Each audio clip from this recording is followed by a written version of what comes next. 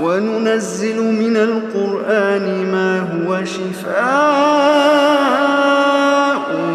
وَرَحْمَةٌ لِّلْمُؤْمِنِينَ وَلَا يَزِيدُ الظَّالِمِينَ إِلَّا خَسَارًا۔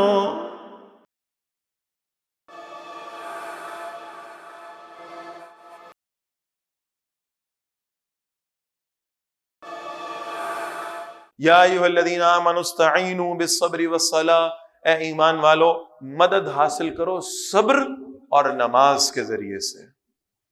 مشکلات آئیں گی، دنیا کی زندگی مشکلات سے تعبیر ہے، آزمائشوں سے تعبیر ہے، لیکن جب تم پر کوئی مشکل، کوئی مصیبت، کوئی آزمائش آ جائے تو اللہ سے مدد حاصل کرنے کا سب سے بہترین فارمولا یہ ہے کہ تم ان مشکلات میں صبر کرو اور پھر اللہ کے حضور جھک جاؤ، نماز کے ذریعے سے اللہ سے مدد حاصل کرو، صلاۃ الحاجت پڑھو، اللہ کے سامنے جھک جاؤ۔ وہ جو سجدے کی حالت جس میں رسول اللہ صلی اللہ علیہ وسلم فرما رہے ہیں اللہ کا بندہ اللہ کے سب سے زیادہ قریب ہوتا ہے، اس سجدے کی حالت میں جا کر اپنی تمام مشکلات اللہ کے حضور پیش کرو، اللہ سے مدد طلب کرو۔ ان اللہ مع الصابرین، بے شک اللہ کی معیت، اللہ کا ساتھ ان لوگوں کو حاصل ہے جو مشکلات میں صبر کرنے والے ہیں۔ وَلَا تَقُولُوا لِمَن يُقْتَلُ فِي سَبِيلِ اللَّهِ أَمْوَاتٌ۔ اب ان مشکلات کا، ان آزمائشوں کا عروج کیا ہو سکتا ہے؟ یہ کہ انسان کو اپنی جان اللہ کے راستے میں قربان کرنی پڑ جائے، اور جب انسان جان قربان کرے اور پھر بہرحال بعد میں رہنے والے یہ سوچیں کہ یہ تو شاید اس نے خسارے کا سودا کیا ہے، اللہ کے راستے میں نکلا تو واپس لوٹا مردہ حالت میں واپس آیا، بھائی اس کی تو جان چلی گئی اللہ کے راستے میں، اور ہم نہیں نکلے۔ ہم کتنے خوش قسمت اور کتنے خوش نصیب ہیں کہ ہم اپنے گھروں میں صحیح سلامت بیٹھے ہیں۔ غزوہ احد میں جب مسلمانوں کی شہادتیں ہوئی ہیں تو وہ جو منافقین راستے سے واپس آ گئے تھے انہوں نے بعد میں یہ وتیرہ اپنایا، قرآن مجید میں اس کا بڑی تفصیل سے آگے ذکر آئے گا۔ وہ منافقین شہداء کے گھروں میں جایا کرتے تھے، ان سے جا کر کہا کرتے تھے دیکھو ہم سمجھاتے تھے نا، نہ جاؤ رسول اللہ کے ساتھ صلی اللہ علیہ وسلم، بس اپنی نمازیں پڑھتے رہو، اپنے ذکر اذکار کرتے رہو، اپنی تسبیحات کرتے رہو، میدان جہاد میں جانے کی تمہیں کیا ضرورت ہے؟ کاش وہ ہماری بات مان لیتے۔ آج جیسے ہم اپنے بیوی بچوں میں، اپنے گھر والوں میں خوش ہیں، آج وہ بھی اپنے گھر والوں میں خوش و خرم زندگی گزار رہے ہوتے۔ اور ایسا کیسے ہو سکتا ہے کہ کوئی اللہ کے راستے میں جان دے اور پھر اس کا مذاق اڑایا جائے یا اس کو غلط کہا جائے اور جواب دینے کے لیے اللہ خود تشریف نہ لائے؟ فرمایا وَلَا تَقُولُوا لِمَن يُقْتَلُ فِي سَبِيلِ اللَّهِ أَمْوَاتٌ، وہ لوگ جو اللہ کے راستے میں قتل کیے جائیں، شہادتیں دے دیں، اپنی جانیں قربان کر دیں، ان کو تو تمہیں مردہ کہنے کی بھی اجازت نہیں ہے۔ بل احیاء ولکن لا تشعرون، وہ زندہ ہیں لیکن تم اس بات کا شعور نہیں رکھتے۔ یہ ان کی زندگی کو دو طرح سے علماء نے لکھا ہے کہ اس سے کیا مراد۔ ایک تو یہ ہے کہ وہ جو اللہ کے راستے میں شہید ہوا وہ اپنی قبر میں زندہ ہوگا، اس کے جسم کو قبر کی مٹی نہیں کھائے گی، اللہ نے اس کی زندگی، ظاہری زندگی کی طرف توجہ دلائی ہے۔ اور ایک اس کا اور مفہوم بھی ہے، اور بڑا خوبصورت مفہوم ہے، تم سمجھ رہے ہو اس کی زندگی ختم ہو گئی، بھائی وہ تو ہمیشہ کی زندگی پا گیا ہے، وہ تو ہمیشہ کی اس جنت کی آسائشوں میں چلا گیا ہے، آسانیوں میں چلا گیا ہے، راحتوں میں چلا گیا ہے، وہ کیسے ناکام ہو سکتا ہے؟ اور اگر تمہیں اس کی اس ہمیشگی کی زندگی کا شعور ہوتا تم کبھی اپنے گھروں میں نہ بیٹھے رہتے۔ وَلَكِن لَا تَشْعُرُونَ، تمہیں شعور ہی نہیں ہے، شعور ہوتا تو تم گھروں میں ہوتے، تم بھی میدان جہاد میں کھڑے ہوتے۔ وَلَنَبْلُوَنَّكُمْ بِشَيْءٍ مِّنَ الْخَوْفِ وَالْجُوعِ وَنَقْصٍ مِّنَ الْأَمْوَالِ وَالْأَنفُسِ وَالثَّمَرَاتِ۔ اس میں تو کوئی شک نہیں، اللہ نے قرآن مجید میں فرمایا ہے کہ ہم نے اس دنیا کو بنایا ہے تمہاری آزمائش کے لیے، لِيَبْلُوَكُمْ أَيُّكُمْ أَحْسَنُ عَمَلًا۔ ہم نے یہ دنیا اس لیے بنائی، سورہ ملک میں اللہ نے ارشاد فرمایا کہ ہم دیکھیں کون ہے جو تم میں اچھے اعمال کرنے والا، آزمائیں تمہیں۔ لیکن آزمائش کیسے ہوگی؟ امتحان تو ہے، اس نہا خانے میں تیرا امتحان ہے زندگی. امتحان تو ہے لیکن امتحان ہوگا کیا؟ اس امتحان میں سوال کون سے آئیں گے؟ سب سے زیادہ ایک طالب علم کو اس بات کا تجسس ہوتا ہے کہ مجھ سے جو ایگزام لیا جائے گا اس میں مجھ سے کون سے سوال پوچھے جائیں گے. اللہ نے وہ سوال بھی بتا دیے ہیں. فرمایا وَلَنَبْلُوَنَّكُمْ، بے شک ہم تمہیں آزمائیں گے، بِشَيْءٍ مِّنَ الْخَوْفِ، ہم خوف سے آزمائیں گے، وَالْجُوعِ، بھوک سے آزمائیں گے، وَنَقْصٍ مِّنَ الْأَمْوَالِ، مالوں کی کمی سے آزمائیں گے، وَالْأَنفُسِ، اور جانوں سے آزمائیں گے، وَالثَّمَرَاتِ، عمومی طور پہ تو اس کا ترجمہ کیا جاتا ہے پھلوں سے آزمائیں گے. لیکن یہ پھل کون سے ہیں؟ اصل میں یہ مراد اس سے یہ معلوم ہوتی ہے کہ ہم تمہیں آزمائیں گے نتیجوں سے. خوف سے بھی آزمائیں گے، بھوک سے بھی آزمائیں گے، مال اور جان کی کمی سے بھی آزمائیں گے، اور نتیجوں سے بھی آزمائیں گے. یعنی تم نیکی کرو گے، دنیا میں شاید اس کا نتیجہ فوراً تمہارے سامنے نہیں آ سکے گا. تم دنیا کے لیے محنت کوشش کرتے ہوئے کتنے سالوں کی تعلیم اور محنت اور پتہ نہیں کیا کیا کچھ کرتے رہو گے، پھر یکدم تمہارا دل بدلے گا، اللہ تمہیں اپنی طرف لگائے گا،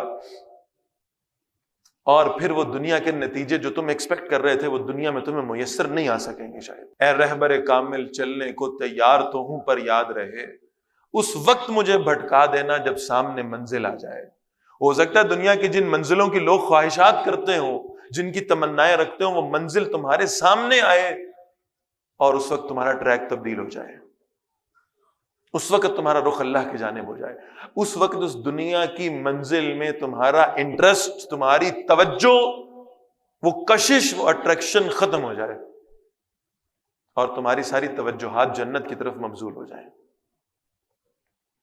ہم تمہیں ان سے آزمائیں گے. وَبَشِّرِ الصَّابِرِينَ، اے نبی صلی اللہ علیہ وسلم صبر کرنے والوں کو خوشخبری دے دے.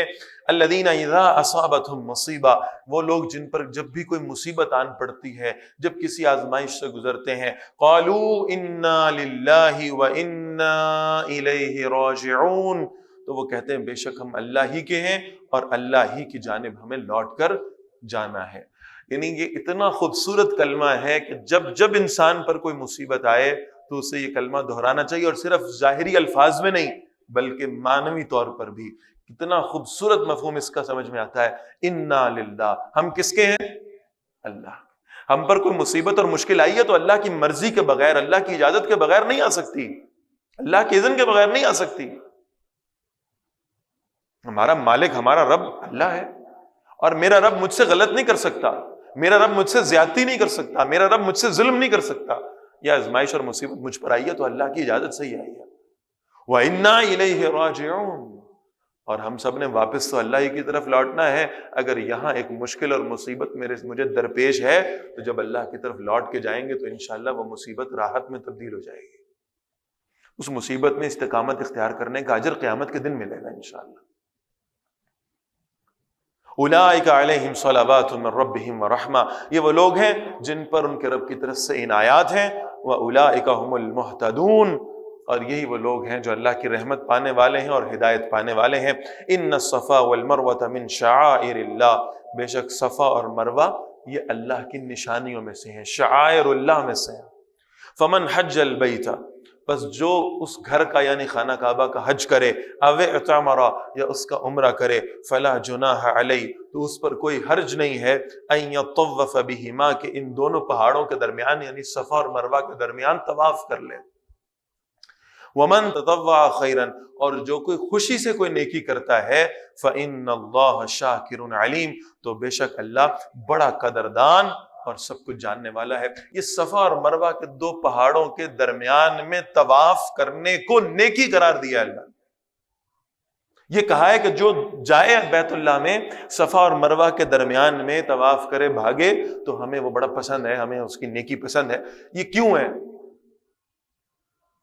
وہ حضرت ابراہیم علیہ السلام کی سنت کہ انہوں نے اپنی بیوی اور بچے کو اللہ کے حکم پر اس صحرا میں چھوڑا، اور پھر وہ حضرت ہاجرہ سلام اللہ علیہا کا معاملہ کہ جب اپنے بچے کو پیاس لگتی ہے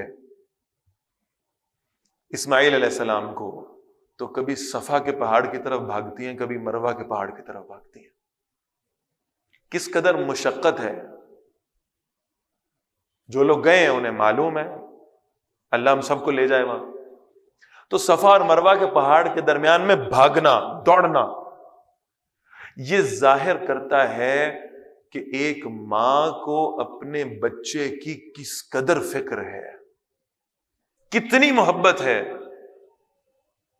جاؤ تم بھی اللہ کے گھر اور جا کر صفا اور مروہ کے دو پہاڑوں کے درمیان میں دوڑ لگاؤ، اور پھر اپنے آپ کو باور کرواؤ کہ اگر ایک ماں اپنے بچے کی پیاس کے بارے میں اس قدر فکر مند ہے تو اس قیامت کے روز جب گلوں میں کانٹے چبھتے ہوں گے پیاس سے، تمہارے رب کو تمہاری کس قدر فکر ہوگی جو 70 ماؤں سے زیادہ تم سے محبت کرے۔ فرمایا وَمَن تَطَوَّعَ خَيْرًا، جو کوئی یہ نیکی کرے گا فَإِنَّ اللَّهَ شَاكِرٌ عَلِيمٌ، تو اللہ بڑا قدر کرنے والا اور سب کچھ جاننے والا ہے۔ تمہارے اس بھاگنے دوڑنے کا بھی اللہ تعالیٰ تمہیں اجر عطا فرمائے گا۔ إِنَّ الَّذِينَ يَكْتُمُونَ مَا أَنزَلْنَا مِنَ الْبَيِّنَاتِ وَالْهُدَىٰ، بے شک وہ لوگ جو اس حق کو چھپاتے ہیں جسے ہم نے نازل کیا واضح دلائل اور ہدایت کے ساتھ، من بعد ما بیناہ للناس فی الکتاب، اس کے بعد کہ ہم نے لوگوں کے لیے اسے کتاب اللہ میں واضح کر دیا ہے۔ اولئک یلعنہم اللہ، یہ وہ لوگ ہیں کہ اللہ ان پر لعنت کرتا ہے، ویلعنہم اللاعنون، اور لعنت کرنے والے بھی ان پر لعنت کرتے ہیں۔ الا الذین تابوا، سوائے ان کے جنہوں نے توبہ کی، واصلحوا، اور اصلاح کر لی، وبینوا، اور جو چھپاتے رہے نا اب تک، جو حق انہوں نے بیان نہیں کیا تھا اسے لوگوں کے سامنے کھول دیا۔ فَأُولَٰئِكَ أَتُوبُ عَلَيْهِمْ، یہ وہ لوگ ہیں جن کی میں توبہ قبول کرتا ہوں۔ وَأَنَا التَّوَّابُ الرَّحِيمُ، اور میں بہت توبہ قبول کرنے والا اور ہمیشہ رحم فرمانے والا ہوں۔ إِنَّ الَّذِينَ كَفَرُوا، بے شک جن لوگوں نے کفر کیا، وَمَاتُوا، اور انہیں موت آ گئی، وَهُمْ كُفَّارٌ، اس حالت میں موت آئی کہ وہ کافر تھے، اولئک علیہم لعنت اللہ والملائکۃ والناس اجمعین، یہی وہ لوگ ہیں جن پر اللہ کی، فرشتوں کی اور ساری کی ساری انسانیت کی لعنت۔ بڑے سائنسدان ہوں گے، بڑے سمجھدار ہوں گے، بڑے شاعر اور ادیب ہوں گے، بڑے انٹلیکچوئل ہوں گے، کائنات کی چھپے ہوئی جو راز ہیں کائنات کے ان کو نکال کر باہر رکھنے والے ہوں گے، لیکن اگر اپنے رب کی معرفت حاصل نہ کر سکے، یہ نہ جان سکے کہ مجھے بنانے والا کون ہے اور اس نے مجھے کیوں بنایا ہے، تو پھر یہ اس مستحق ہیں اپنی تمام انٹلیکچوئلزم کی باوجود بھی کہ اللہ کے فرشتے اور ساری کی ساری انسانیت ان پر لعنت بھیجے۔ خالدین فیہا، ہمیشہ اس لعنت میں رہنے والے ہیں۔ لا یخفف عنہم العذاب، ان سے عذاب کو ہلکا نہیں کیا جائے گا۔ ولا ہم ینظرون، اور نہ ہی انہیں مہلت دی جائے گی۔ وإلہکم الہ واحد، اور تمہارا معبود ایک ہی معبود ہے۔ لا الہ الا هو الرحمن الرحیم، اس کے سوا کوئی معبود نہیں جو رحمان بھی ہے اور رحیم بھی ہے۔ ان فی خلق السماوات والارض، بے شک آسمانوں اور زمین کے پیدا کرنے میں، واختلاف اللیل والنہار، اور رات اور دن کے بدلنے میں، والفلک التی تجری فی البحر، اور ان کشتیوں میں جو سمندر میں چلتی ہیں، بما ینفع الناس، اور ان چیزوں کو اٹھا کر چلتی ہیں کہ جن لوگوں کو نفع پہنچانے والی کشتیاں جا رہی ہیں، ان کے اندر وہ بڑے بحری جہاز چل رہے ہیں سمندر کے اندر۔ کیسے اللہ چلا رہے ہیں؟ اتنی وزنی شے اور اس کے اوپر کنٹینرز لدے ہوئے ہیں،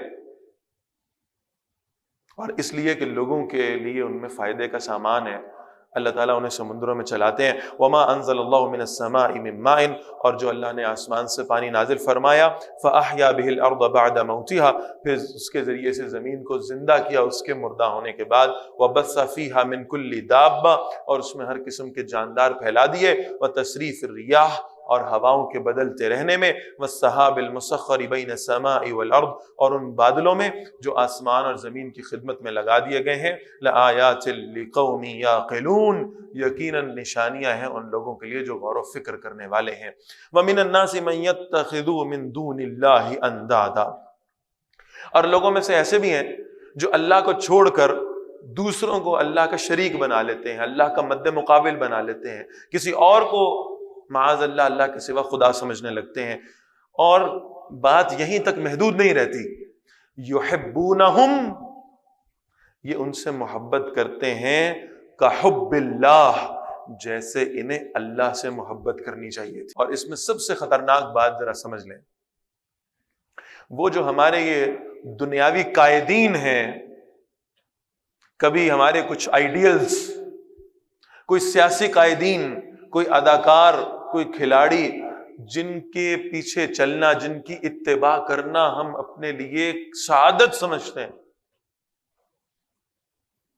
میرا نوجوان جاتا ہے بال کٹوانے کے لیے اور وہاں پر نا چند تصویریں لگی ہوتی ہیں کچھ اداکاروں کی، ان کو دیکھ کر کہتا ہے مجھے اس کی طرح کا سٹائل بنوانا ہے.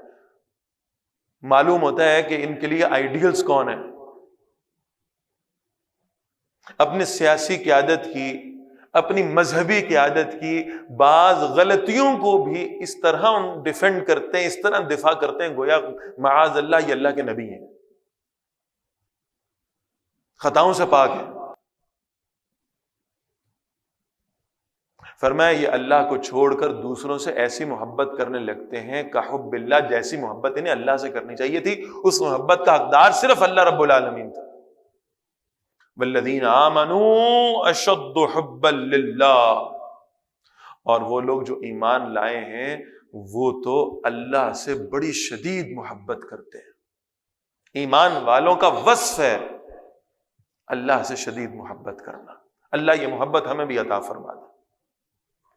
وَلَوْ يَرَى الَّذِينَ ظَلَمُوا، اور کاش وہ لوگ دیکھیں جنہوں نے ظلم کیا ہے، اِذْ يَرَوْنَ الْعَذَابَ، جب وہ اپنی آنکھوں سے عذاب کو دیکھیں گے، أَنَّ الْقُوَّةَ لِلَّهِ جَمِيعًا، کہ قوت سب کی سب اللہ کے لیے ہے. وَأَنَّ اللَّهَ شَدِيدُ الْعَذَابِ، اور یہ کہ اللہ تعالیٰ سخت عذاب دینے والے ہیں.